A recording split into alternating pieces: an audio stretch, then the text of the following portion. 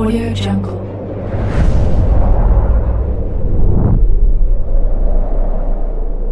Yo, balik lagi bersama Mimin di Manhwa TV. Kali ini kita akan lanjutkan pembahasan dari cerita Martial Evolution Star by Awakening the King of Monster. Mimin infokan kembali bagi teman-teman yang ingin menonton video terbaru lebih cepat, silahkan bergabung menjadi member di channel ini dengan biaya 10.000 per bulannya. Jika tidak, teman-teman bisa bersabar lebih dulu selama 2-3 hari untuk menonton video tersebut. Tanpa berlama-lama, yuk kita masuk ke ceritanya.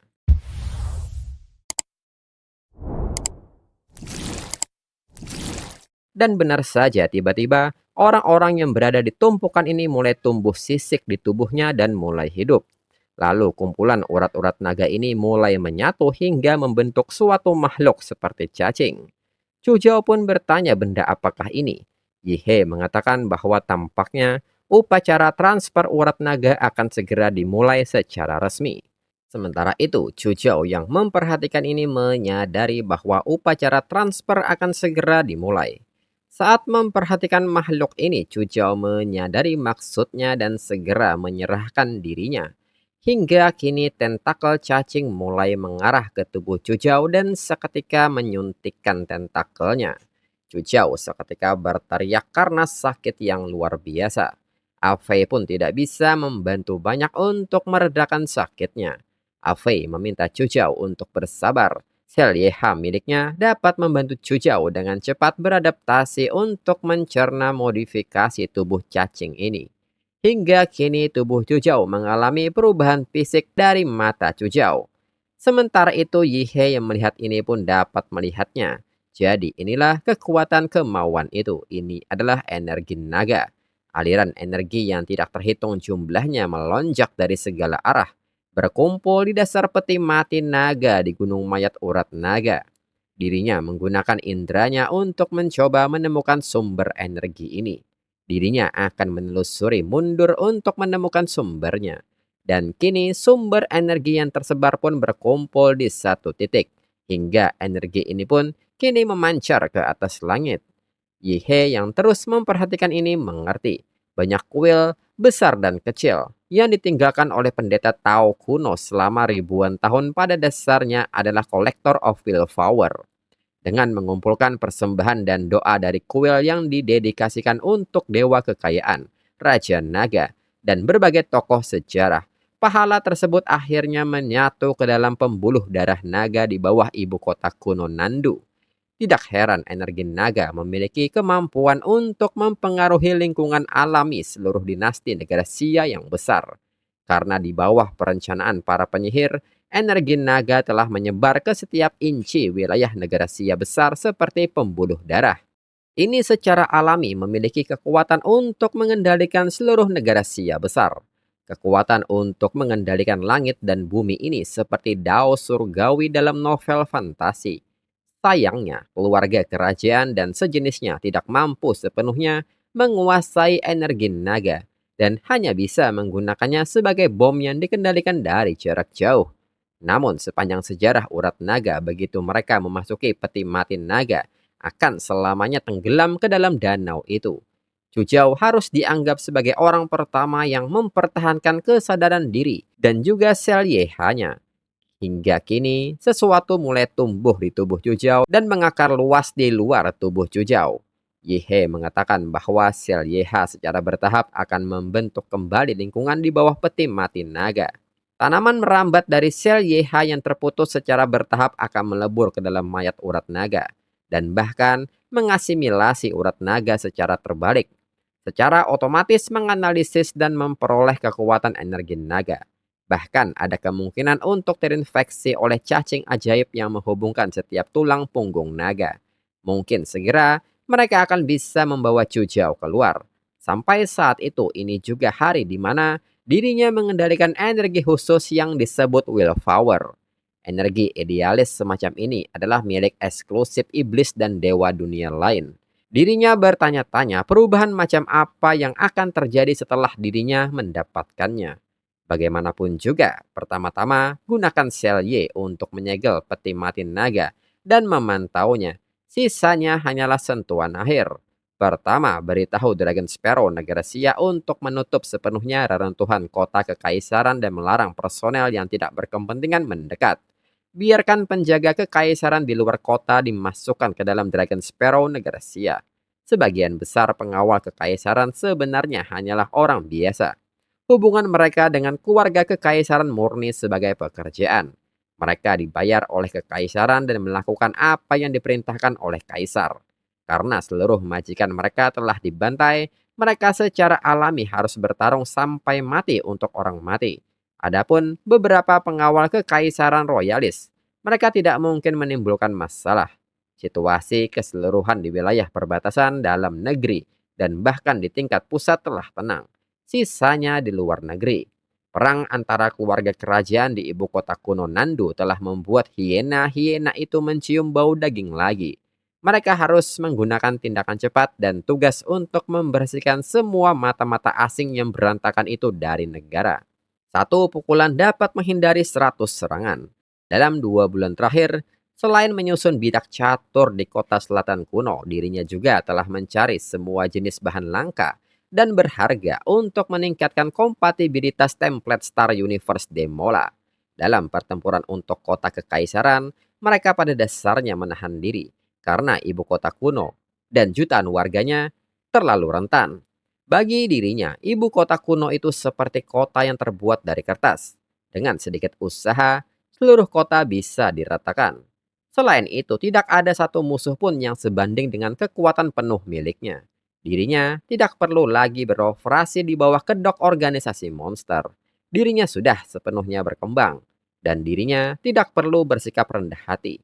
Bahkan jika Fu Hongsheng yang dicurigai bersembunyi di balik bayangan, tiba-tiba muncul, dirinya masih bisa tertawa terbahak-bahak dan melawannya. Setelah sepenuhnya melenyapkan keluarga kerajaan, dirinya akhirnya bisa menghilangkan semua kendali dan berdiri secara terbuka, menghilangkan semua kendala dan berdiri secara terbuka di panggung internasional. Lalu kini sebuah berita mengatakan bahwa rakyat negara Sia merasa bahwa hari ini tidak nyata. Mereka terbangun dan menemukan bahwa keluarga kerajaan yang telah bertahan selama ribuan tahun di dinasti besar negara Sia telah sepenuhnya musnah. Selanjutnya, posisi kepala departemen yang kosong di Dragon Sparrow negara Sia telah diisi dengan penerus baru. Lalu orang-orang yang melihat berita ini menyebutnya luar biasa, benar-benar menakjubkan. Melihat semua seniman bela diri muda sepanjang sejarah, dialah yang paling berbakat dan mempesona. Namun ketika dia menjadi kepala bagian itu masih terlalu nyata. Mereka dengar Yihe lah yang meruntuhkan kota kekaisaran hingga rata dengan tanah dan bahkan Grandmaster setengah langkah terbunuh dengan 3 pukulan. Ini membuktikan bahwa Yihe memiliki setidaknya kekuatan seorang Grandmaster. Dengan kekuatan ini ditambah dengan pengalamannya dalam menghilangkan tumor kanker keluarga kerajaan dinasti negara Xia, Yihe memiliki kemampuan mencapai hal ini. Tidak ada yang keberatan Yihe mengambil posisi kepala bagian. Namun mereka pun penasaran berapa umur Yihe. Pada usia 20 tahun dalam konteks karir seni bela diri yang berumur panjang itu hanyalah awal dari perjalanan seni bela diri orang biasa. Sementara yang lain masih berdiri di garis awal, Yihe sudah mengikuti lomba Formula One dan melaju ke garis finish sistem seni bela diri. Mereka pun bertanya-tanya, seorang Grandmaster pada usia 20 tahun apa artinya ini? Fu Hongsheng yang dikenal sebagai seniman bela diri nomor 1 di dinasti negara Xia, dipuji oleh media memiliki penampilan dewa dan tubuh orang suci seni bela diri setelah lulus dari Universitas Wadu. Setelah mengalahkan petarung tingkat level S, Grandmaster dari Asia Utara. Dengan ini, bagaimana mereka harus menggambarkan Yihe? Yang paling penting, Yihe terlalu muda dan terlalu berbakat. Ini berarti dia mungkin bisa membuat kemajuan lebih lanjut dalam seni bela diri di masa depan. Sementara itu menurut Wang Ziting, Grandmaster bukanlah batas dari seni bela diri. Para sarjana percaya bahwa ada alam lain di atas Grandmaster. Sepanjang sejarah dan di seluruh dunia, para master hebat telah ada di setiap era. Namun tidak ada yang mampu menembus batas itu. Seolah-olah ini adalah belenggu alami yang ditetapkan Tuhan untuk umat manusia. Umumnya dikenal sebagai kunci gen. Prometheus mengklaim sebelum kehancurannya bahwa dia telah menemukan cara untuk membukanya. para fanatik penelitian itu menemukan jawaban untuk membuka kunci genetik pada First Order Worldly Demon. Jika bukan karena orang-orang gila ini yang terobsesi dengan proyek yang disebut Taman Eden, negara-negara besar di bumi tidak akan bergabung untuk melenyapkan Prometheus. Yi adalah seniman bela diri pertama yang membuka potensi genetiknya. Sungguh suatu berkah bagi negara Xia bahwa Yi dilahirkan di tanah mereka. Kemudian berpindah ke suatu tempat di negara Xia. Orang ini mengatakan bahwa dirinya tidak bisa tinggal di negara Xia ini lebih lama lagi. Yang dirinya inginkan sekarang hanyalah pulang ke rumah secepat mungkin. Bahkan jika dirinya harus berenang kembali. Kalau tidak, dirinya akan mati di sini cepat atau lambat. Orang ini pun seketika bertanya soal misi infiltrasi yang disebutkan penelpon. Misi macam apa yang dia bicarakan? Yi baru saja diangkat sejak dia menjadi kepala bagian pertama Dragon Sparrow. Tahukah dia apa yang Yi lakukan? Sumber daya dan penjaga kekaisaran yang awalnya milik keluarga kerajaan semuanya direorganisasi dan dipindahkan ke Dragon Sparrow negara Xia. Ini memungkinkan Dragon Sparrow negara Xia yang menjadi sangat lemah setelah pertempuran Huadu dengan cepat memulihkan kekuatannya. Yang terpenting, Badan Intelijen Negara Xia memperkenalkan makhluk buatan bernama Decapitation Y yang merupakan mimpi buruk bagi mata-mata. Mereka dapat muncul dan menghilang di mana saja, di dinding, langit, dan langit-langit, bahkan papan tempat tidur dan toilet. Tidak hanya itu, mereka juga dapat menyamar dengan sempurna sehingga mereka tidak tahu tetangga atau penjaga toko depan pintu mereka yang mana yang sebenarnya manusia. Di bawah pengawasan komprehensif seperti itu, mata-mata yang tidak terhitung jumlahnya tertangkap, dan seluruh jaringan mata-mata Huadu hampir musnah. Gangguan sekecil apapun akan segera diteruskan ke markas Dragon Sparrow oleh Ju Shou. Tidak terbayangkan monster seperti itu dikirim ke luar negeri. Sistem intelijen global akan dijungkir balikan olehnya. Mungkin banyak pejabat tinggi di berbagai negara telah secara diam-diam digantikan oleh Ju Shou. Dan Yi telah diam-diam mengambil kendali pasukan yang tidak terhitung jumlahnya melalui ini. Namun di saat itu tanpa orang ini sadari, di belakangnya telah ada makhluk yang baru saja orang ini bicarakan yang disebut dengan Ju Shou, yang mendengar semua pembicaraan ini dan membenarkan ucapan orang ini. Orang ini pun kaget dan segera berpaling serta bertanya siapa itu, dan di saat itu juga sesuatu terjadi hingga hanya teriakan orang ini yang terdengar. Sedangkan si penelpon terus memanggil orang ini dan memintanya untuk menjawab, serta bertanya apa yang terjadi. Di sisi lain di pangkalan di Berlin Utara, sekretaris pria ini mengatakan bahwa tampaknya agen Jerry juga telah terbunuh. Dia agen ke-9 yang jatuh minggu ini. Dia menyebutkan kepala Y yang terpenggal. Pria tua mengatakan hal itu sekunder. Ancaman terbesar saat ini adalah pria bernama Yi. Dia tidak hanya memiliki kekuatan yang menakutkan untuk membunuh Grandmaster setengah langkah dengan 3 pukulan. Tetapi yang lebih penting, dia memiliki jaringan hubungan yang misterius dan tidak dapat diprediksi. The Demon A dan Demon Emperor yang pernah menarik perhatian global juga membantu Yi memusnahkan keluarga kerajaan dan bahkan secara halus menempatkan Yi di kemudi. Jadi apa posisi Yi di organisasi monster? Apa hubungannya saat ini antara organisasi monster dan negara Xia? Jika hanya Yi seorang Grandmaster Federasi dan kekuatan mereka seperti kerajaan keturunan dewa masih bisa mencoba melawan. Tapi bagaimana jika itu adalah seorang Grandmaster dari sebuah organisasi? Siapa yang berani bertindak tanpa sepenuhnya memahami situasinya? Siapa yang berani menjadi orang pertama yang menguji batas dinasti Xia yang agung? Dirinya pikir perang antara keluarga kerajaan dan Dragon Sparrow negara Xia akan menjadi akhir dari negara Xia. Tapi tiba-tiba Yi muncul entah dari mana. Arena internasional kini diselimuti misterius sekali lagi. Tidak ada yang berani mengambil langkah pertama. Siapapun yang menyerang lebih dulu akan memperlihatkan posisinya, membuat mereka rentan terhadap para pemburu yang mengintai di balik bayang-bayang.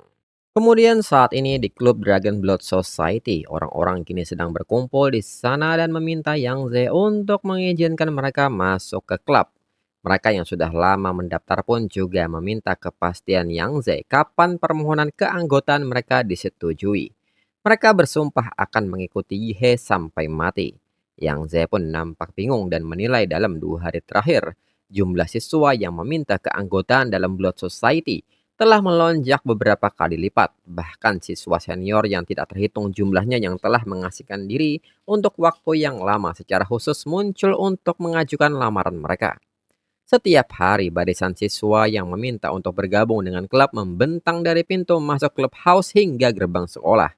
Itu semua karena Yihe adalah presiden dari Dragon Blood Society. Telah tumbuh di samping kepala dari bagian pertama Dragon Sparrow negara Sia. Bagaimana mungkin pasukan mereka menderita kerugian? Masa depan mereka benar-benar tidak terbatas. Lalu saat ini di meja antrian tiba-tiba dua orang datang ke meja ini. Seseorang pun yang melihat ini pun menyadari bahwa mereka dari OSIS. Dai Qingming menyapa Yang Ze sebagai wakil presiden klub dan meminta Yang Ze mengizinkan dirinya dan temannya yang bernama Qian Qian untuk bergabung dengan Dragon Blood Society. Yang Ze pun mengatakan bahwa Dai Qingming tidak perlu memohon. Dengan kemampuan Dai Qingming dan Qian Qian, bergabung dengan Dragon Blood Society sudah lebih dari cukup. Tapi Dai Qingming adalah perwakilan OSIS. Bergabung dengan organisasi kampus lain di Universitas Kekaisaran bukanlah ide yang bagus. Dai Qingming mengatakan bahwa peraturan sekolah mengizinkan siswa untuk memegang banyak posisi dan mendorong perkembangan bebas mereka. Jadi Yang Ze tidak perlu khawatir tentang itu. Yang Ze pun mengerti karena tidak ada masalah dengan peraturan dirinya pasti akan menerimanya. Dalam pikiran Yang Ze karena Dai Qingming sudah mengatakannya seperti itu, tentu saja dirinya tidak bisa menolaknya. Mungkin Dragon Blood Society dapat memanfaatkan kesempatan ini untuk menggantikan Serikat Mahasiswa Universitas Washington dan menjadi organisasi resmi tingkat universitas. Dai Qingming yang pergi pun mengatakan jika Presiden Yihe kembali, Yang Ze harus diam-diam memberitahu dirinya. Yang Ze pun mengerti. Kemudian Yang Ze yang kembali ke ruangan pun seketika berteriak mengekspresikan senangnya dan menyebut ini sangat keren. Bahkan tokoh paling berpengaruh di Universitas Huadu harus memperlakukan dirinya dengan sangat hormat. Tentu saja dirinya tahu bahwa yang benar-benar dihormati oleh Dai Qingming adalah orang di baliknya. Lalu apa masalahnya sebagai penasihat dekat Yihe? Dirinya telah memberikan layanan berjasa dalam mendukung naiknya kaisar kekuasaan dan itu sudah cukup. Bahkan dirinya tidak pernah membayangkan bahwa undangan tulus di kereta Universitas Washington akan mengarah pada kejayaan hari ini. Terkadang sebuah pertemuan yang tidak disengaja dapat membawa perubahan tidak terduga dalam hidup seseorang. Lalu kini berpindah ke ruang latihan. Kinlan pun bertanya kepada Liu Qingzu apakah Liu Qingzu mendengar apa yang dirinya katakan. Yihe orang terkuat di dinasti negara Xia saat ini. Liu Qingzu harus mendapatkannya. Liu Qingzu pun mengerti dan dirinya mengetahuinya. Dirinya baru saja menyelesaikan pengasingan dirinya tanpa diduga. Dirinya menerima kabar tentang kemenangan besar dalam pertempuran ibu kota kuno. Bagaimanapun juga ini tidak mengejutkan karena itu adalah Yihe. Kemudian saat ini di luar Huadu di tempat latihan Dragon Sparrow negara Xia. Yihe menyebut mereka terlalu lemah, mereka menyebut diri mereka sebagai pasukan elit negara Xia. Tetapi bahkan jika lusinan dari mereka menyerang bersama, mereka tidak dapat bertahan 1 menit pun melawan dirinya. Salah seorang dari mereka menyebut itu sudah jelas kepala bagian Yihe terlalu kuat. Mereka pun membenarkan hal itu. Yihe benar-benar tidak menahan diri. Punggung lamanya hampir patah di sini. Rekan lainnya pun meminta mereka untuk tidak khawatir. Yihe adalah pahlawan hebat yang membasmi kanker keluarga kerajaan. Dan mereka semua menghormati dan mencintai Yihe. Jika ada yang berani tidak menaati Yihe, mereka akan mengambil tindakan terhadap mereka sendiri. Yihe benar-benar tidak perlu melatih mereka untuk membangun otoritas mereka lagi. Yihe pun mengatakan bahwa itu tidak akan berhasil. Mereka tidak akan melatih pasukan elit untuk membangun otoritas mereka. Tetapi untuk meningkatkan kekuatan mereka adalah sesuatu yang pasti. Sehingga mereka dapat melindungi negara Xia dengan lebih baik. Sementara itu dalam pikiran Linzu, 2 bulan yang lalu Yihe adalah rekan juniornya. 2 bulan kemudian dia menjadi atasan langsungnya. Hidup benar-benar ajaib.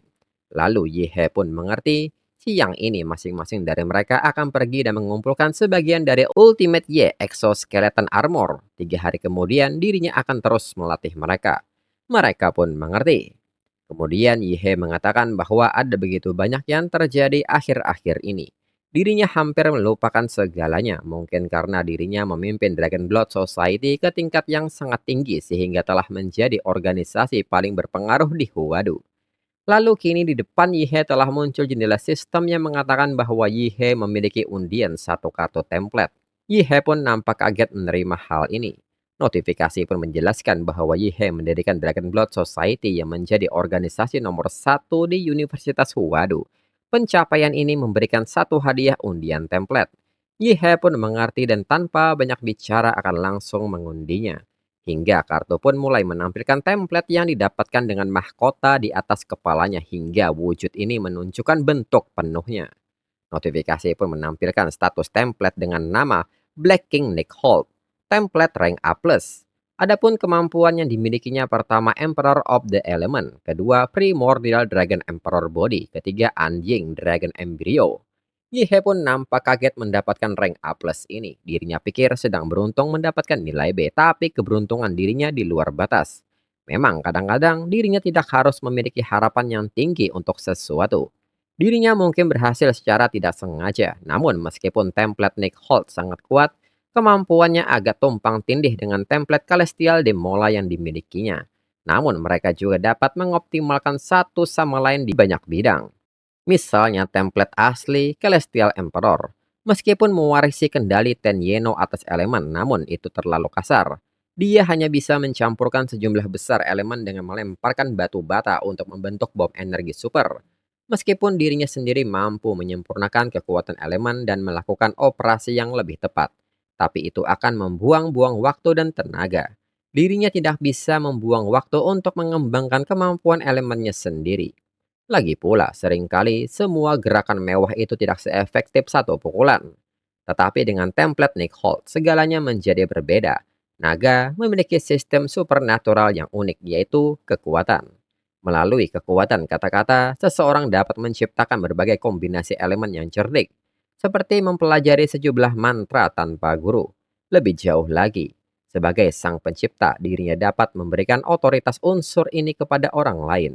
Meskipun agak tumpang tindih dengan Star Universe Emperor, ini masih merupakan template transisi yang sangat bagus sebelum Kaisar tumbuh. Singkatnya, ini lebih baik daripada template Titan Kolosal yang hanya merupakan template untuk mutasi fisik. Setelah mencapai tahap pengembangan ini, template Titan Kolosal telah benar-benar kehilangan keefektifannya. Ini juga merupakan batasan dari template tingkat rendah, karena potensi pertumbuhannya terlalu rendah. Lalu kini Jue Xiao datang menyapa Yihe dan mengatakan bahwa ada sesuatu untuk dilaporkan. Yihe pun mempersilahkannya untuk menjelaskan. Jue Xiao mengatakan bahwa orang-orang dari Federasi Baiton Utara pergi ke Glass Island lagi hari ini. Beberapa kepala keluarga seni bela diri di pulau itu secara pribadi bertemu dengan orang asing itu. Yihe pun tertawa mendengarnya dan mengatakan bahwa sepertinya kata-kata Wang Ziting tidak berhasil. Dan untuk episode selanjutnya, tunggu 2 minggu lagi. Sekian dan terima kasih.